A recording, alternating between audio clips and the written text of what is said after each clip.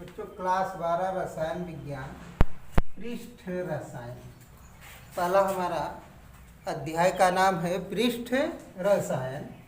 तो पृष्ठ और रसायन दो शब्द है, इसमें इसको लिखने के लिए पृष्ठ रसायन देखें। पृष्ठ और रसायन दोनों के बीच ये हमारा योजक चिन्ह जुड़ा हुआ है, यानी पृष्ठ और रसायन है। तो पृष्ठ किसे कहते हैं, पहले तो ये जाना जाए। किसी संघनित प्रवस्था की भौतिक सीमा पृष्ठ कहलाती है। ध्यान दें, क्या कहा जा रहा है कि किसी संघनित प्रवस्था की भौतिक सीमा पृष्ठ कहलाती है। यहाँ संघनित अवस्था है, प्रावस्था है। संघनन किसे कहते हैं? हाँ, संघनन की क्रिया से ही बादल बनते हैं। जब जल की वाष्प ऊपर वायुमंडल में जाती है, टेम्परेचर जैसे ही हल्का गिर जाता है, जल के अणु आपस में मिलकर हाइड्रोजन बॉन्डिंग बनाकर संघनन की क्रिया करते हैं, जिससे बादल बनता है। वही प्रक्रिया यहाँ है। किसी संघनित प्रवस्था की जो भौतिक सीमा है वही पृष्ठ कहलाती है। पृष्ठ की एक और परिभाषा, किसी भी सतह का फैलाव जहाँ तक हो वह फैलाव ही पृष्ठ कहलाता है। अगली परिभाषा, पृष्ठ पर बहुत से बिंदु होते हैं। पृष्ठ पर क्या होते हैं? बहुत ढेर सारे अनंत बिंदु होते हैं, जहाँ एक प्रवस्था समाप्त होती है तथा दूसरी प्रावस्था प्रारंभ होती है, पृष्ठ कहलाता है। और पृष्ठ के विषय में आगे और जानना चाहेंगे तो एक क्या है, निकाय है केमिस्ट्री में, दूसरा परिवेश है। जैसे एक परखनली में हम कोई भी रासायनिक पदार्थ ले लें, जैसे मान लें हाइड्रोजन गैस ही ले लिया जाए, ये H2 गैस है। तो परखनली के अंदर की सीमाएं निकाय है और परखनली से सटी हुई सीमाएं परिवेश कहलाती है। निकाय और परिवेश को ब्रह्मांड कहा जाता है। तो एक परिभाषा और है, निकाय क्या है? निकाय किसे कहते हैं? तो निकाय किसी ब्रह्मांड का वह क्षेत्र है जहाँ पर विद्यार्थी प्रेक्षण करता है, निकाय कहलाता है। प्रेक्षण से सटा हुआ संपूर्ण क्षेत्र परिवेश कहलाता है।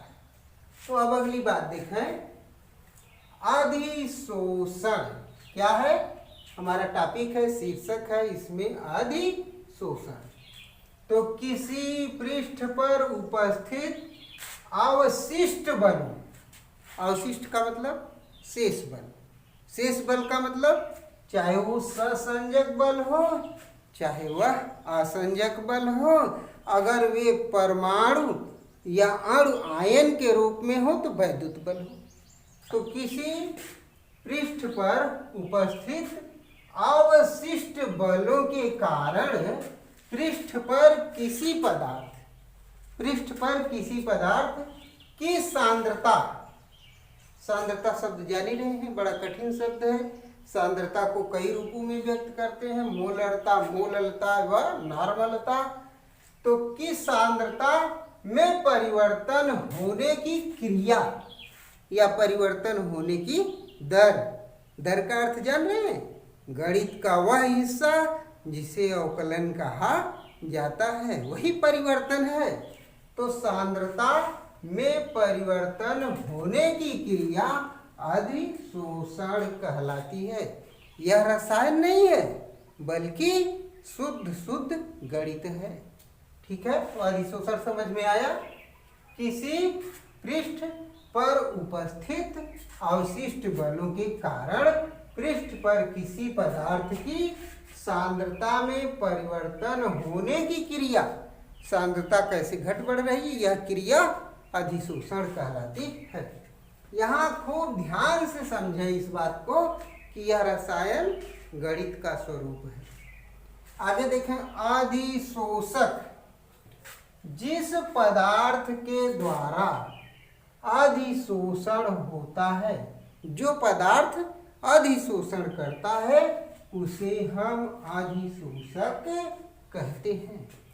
फिर देखें अधिशोष वह पदार्थ जिसका अधिशोषण होता है अधिशोष्य कहलाता है। देखें शोषण शब्द बहुत ही महत्वपूर्ण है समाजशास्त्र में। शोषण शब्द क्या है? बहुत ही महत्वपूर्ण है। आप जैसे देखें उदाहरण, किसी पात्र में रखी गैस, कौन कौन सी गैस है? चाहे हाइड्रोजन हो, चाहे ऑक्सीजन हो और चाहे क्लोरीन गैस हो। किसी बंद बर्तन में अगर ये गैसें दाब P उत्पन्न करती हैं तो पात्र में अगर हम चारकोल का पाउडर डाल दें, चारकोल का मतलब जान ही रहे हैं, चारकोल का मतलब अलकतरा जिसे कहते हैं, रोड पर बिछाया जाता है, या चारकोल इसे भी कह सकते हैं, कार्बन का टुकड़ा डाल दें।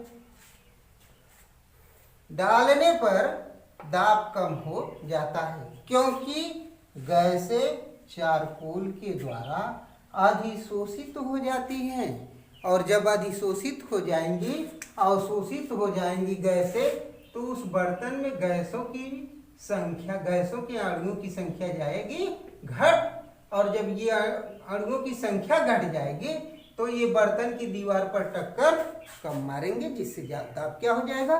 घट जाएगा। और तब क्या होगा? अब इसमें ये गैसें हैं, कौन कौन सी गैसें हैं? Hydrogen gas, chlorine gas. इसमें आप बताएंगे कि अधिशोष्य कौन है और अधिशोषक कौन है। तो चारकोल क्या है? अधिशोषक है। गैसें क्या है? अधिशोष्य है। फिर नम वायु में सिलिका जेल डाल देने पर, नम वायु में सिलिका जेल डालने पर, या राखी को एक कपड़े में बांधकर नम हवा में रख दें तो राखी नम हो जाएगी और वो हवा क्या है? उस वायुमंडल की कम हो जाएगी, यानी शुष्क हो जाएगी। तो ये क्या है? अवशोषित हो जाता है। देखें डालने पर H2O अणु सिलिका जेल पर अवशोषित हो जाता है। बस